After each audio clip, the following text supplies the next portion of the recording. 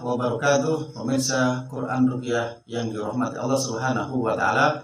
Alhamdulillah, bersama saya Musonif Huda Al-Qadali akan menyampaikan bagaimana prinsip menuntaskan gangguan jin nasab. Kita tahu banyak di antara kita yang merasa berat sekali ketika menanggung beban jin nasab. Ada yang sudah ruqyah selama 14 tahun, ikut ruqyah mandiri, melakukan ruqyah mandiri, ikut ruqyah massal, kemudian dilakukan, ternyata sampai ada yang 10 tahun, 15 tahun itu gak sembuh-sembuh. Ada yang kecewa, ada yang terus melakukan, dan banyak juga sedikit yang tidak sedikit yang mereka banyak putus asa. Oleh karena itu, dalam kesempatan video ini kami akan menyampaikan 3 kaidah dasar bebas dari jin nasab. Siapa yang akan memberikan garansi? Garansinya Allah Subhanahu wa taala. Dan nanti akan saya sampaikan 3 prinsip terapi ruqyah kena gangguan jin nasab itu seperti apa, supaya antum semua akan bisa terbebas, yang punya gangguan jin nasab akan terbebas dalam waktu secepat-cepatnya. Hadirin jamaah Quran Ruqyah yang dirahmati Allah Subhanahu wa taala. 3 kaidah dasar bebas dari jin nasab. Yang pertama adalah kuatkan keyakinan kepada Allah, kuatkan sikap tawakal kita kepada Allah. Apa garansinya?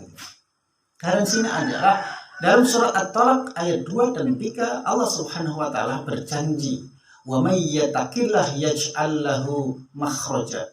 Barang siapa bertawakal, bertakwa kepada Allah, yaj'al lahu makhraja, Allah akan berikan jalan keluar. Jika seorang kesulitan, bingung menyelesaikan masalah jin nasab ini, maka ketika kita bertakwa, Allah berikan jalan keluarnya.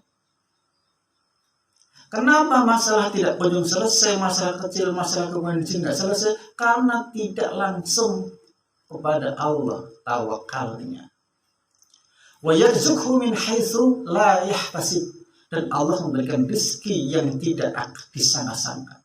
Rezekinya apa? Kesembuhan adalah rezeki, kesehatan adalah rezeki, keimanan adalah rezeki. Yang semulanya nggak bisa bangun subuh menjadi bisa, itu adalah rezeki bagi orang yang yakinannya ada dalam dirinya. Kemudian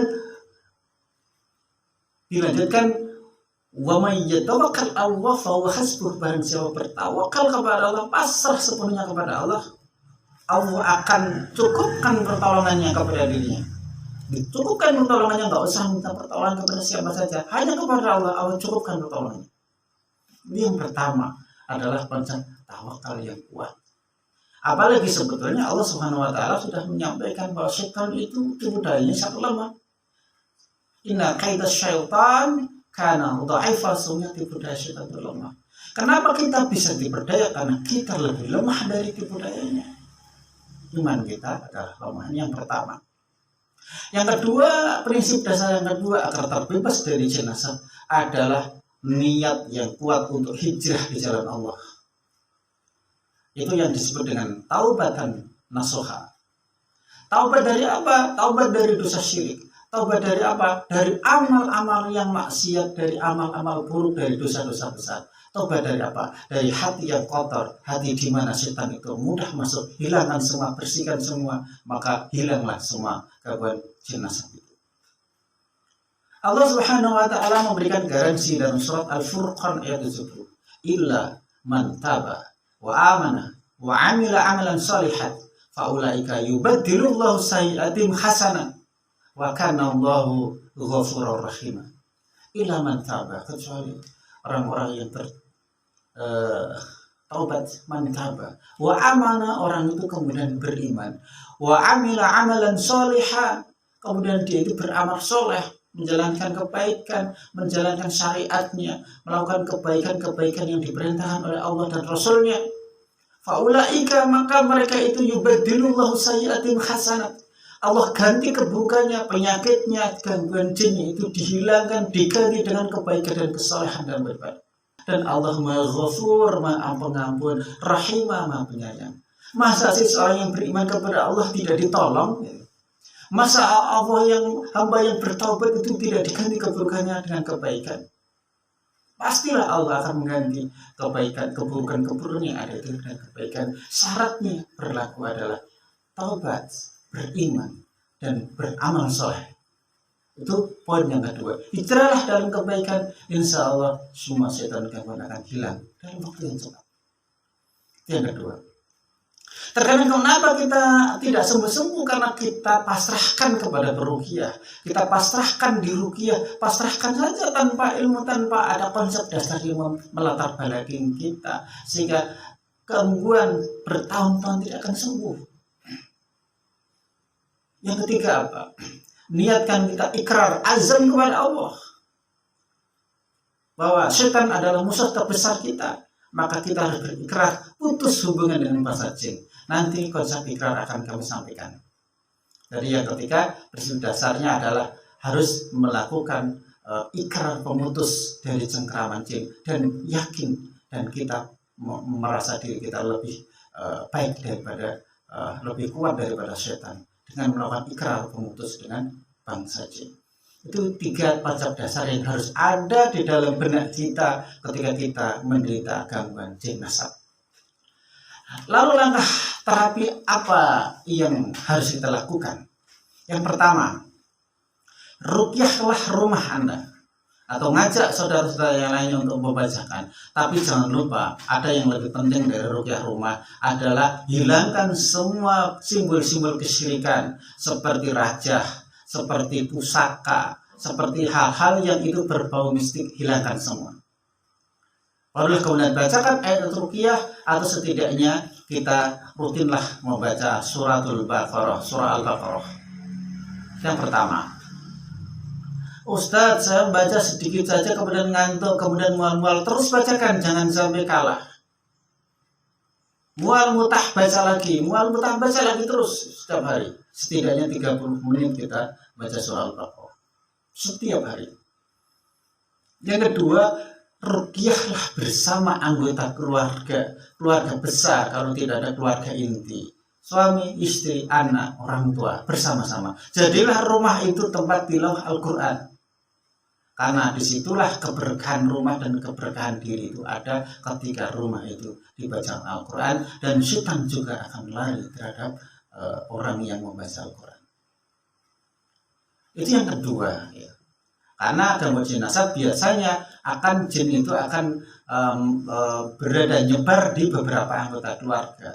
Maka ketika yang sadar dirinya hanya dirinya saja, maka ketika dirinya itu melakukan ruqyah, yang lainnya nanti akan kembali muncul lagi ke kita lagi, karena keluarga yang lainnya tidak ikut melakukan ruqyah mandiri atau diruqyah. Kemudian prinsip yang ketiga, ini yang paling penting bagi kita adalah lakukanlah ruqyah mandiri. Jangan senantiasa mengandalkan para peruqyah. Memang ada roqi, ada marki. Itu dalam kondisi kalau kita nggak mampu meruqyah diri sendiri. Kalau kita mampu, maka lakukanlah ruqyah mandiri. Sehari 2 kali, pagi setelah subuh, malam menjelang tidur. Itu lakukan. Khusus untuk kasus jin nasab, ruqyah diawali dengan ikrar. Contoh ikrar adalah sebagai berikut. Ya Allah, kami berikrar kepadamu ya Allah, atas nama keluarga kami, atas nama leluhur kami, yang dulu pernah berjanji melakukan kerjasama dengan bangsa jin. Mulai hari ini ya Allah, saksikanlah ya Allah, mewakili kami mewakili keluarga, menyatakan perjanjian dengan bangsa jin itu putus demi-Mu ya Allah. Kita aja intinya. Redaksi bebas, tetapi sebelum ruqyah lakukanlah ikrar pemutus dulu. Yang pertama. Dan kemudian mendoakan seluruh anggota keluarganya supaya diampuni dosa-dosanya oleh Allah karena ketidaktahuannya telah melakukan kesyirikan dan isti'anah bil jin, minta bantuan jin dalam segala urusan. Yang kedua, lakukanlah mandi dan minum bidara, atau setidaknya mandi air bidara yang sudah diruqyah sehari 2 kali selama 2 minggu atau selama 40 hari. Lakukanlah terus menerus. Itu yang kedua. Kemudian yang ketiga, jangan lupa lakukanlah zikir pagi dan petang, perlindungan. Dan kami merekomendasikan zikir tauhid, ya, Rasulullah SAW bersabda, "Man qala la ilaha illallah wahdah la syarikalah lahul mulku walul hamdu wa huwa ala kulli syai'in qadir fi yaumin mi'ata marratin." Jadi kita dituntun, diberikan oleh Allah caranya zikir. La ilaha illallah wahdah la syarikalah lahul mulku walul hamdu wa huwa ala kulli syai'in qadir 100 kali. Dibaca pagi setelah salat subuh dan 100 kali sore setelah salat asar. Apa sih hikmah dari zikir itu adalah Rasulullah mengatakan, barang siapa membaca ini 100 kali pas pagi hari, seakan-akan pahalanya seperti memerdekakan 10 orang budak dan dicatat 100 kebaikan dan dihapus 100 keburukan. Dan jika itu dibaca pagi hari, Allah akan lindungi dari setan sampai sore hari. Jika dibaca sore hari, Allah lindungi dari setan hingga pagi hari. Luar biasa, Masya Allah kekuatan zikir. Lakukan. Oleh karena itu, ketiga 3 langkah ruqyah mandiri, 3 langkah terapi ruqyah gangguan jenazah itu dengan konsep 3 konsep dasar kaidah supaya bebas dari ruqyah ini kita lakukan. Insya Allah tidak lama orang yang kena gangguan jenazah akan bisa sirna dan akan terbebas. Demikian yang bisa kami sampaikan, mudah-mudahan bermanfaat. Bila taufiq wal hidayah. Assalamualaikum warahmatullahi wabarakatuh.